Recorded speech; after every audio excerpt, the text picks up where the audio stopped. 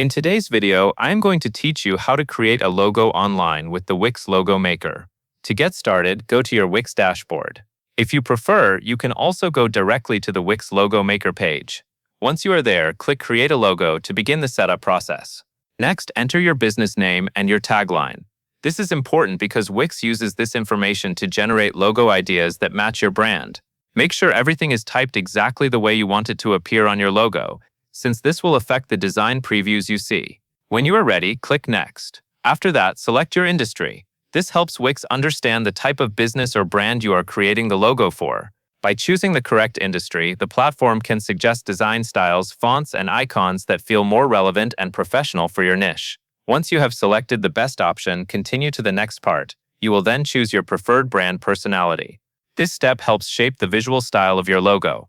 For example, the options may lean more modern, playful, elegant, bold, or clean. Try to choose the personality that best reflects how you want your brand to be seen by your audience. This will guide the overall direction of the logo suggestions. From there, select the logo style you prefer. Wix will show you different design directions based on the choices you made earlier. Take your time here and look for a style that matches your brand identity. Once you find a design you like, choose your favorite option and click Customize. Inside the customization area, you can adjust colors, fonts, and icons. This is where you refine the logo so it feels more unique to your brand. You can test different combinations and make small changes until the design looks polished and balanced.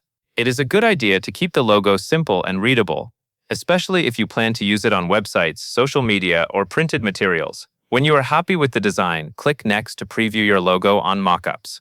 This lets you see how it may look in real-world settings, which can help you decide if any final changes are needed. Finally, click Download to save your logo files or purchase the high-resolution version if needed.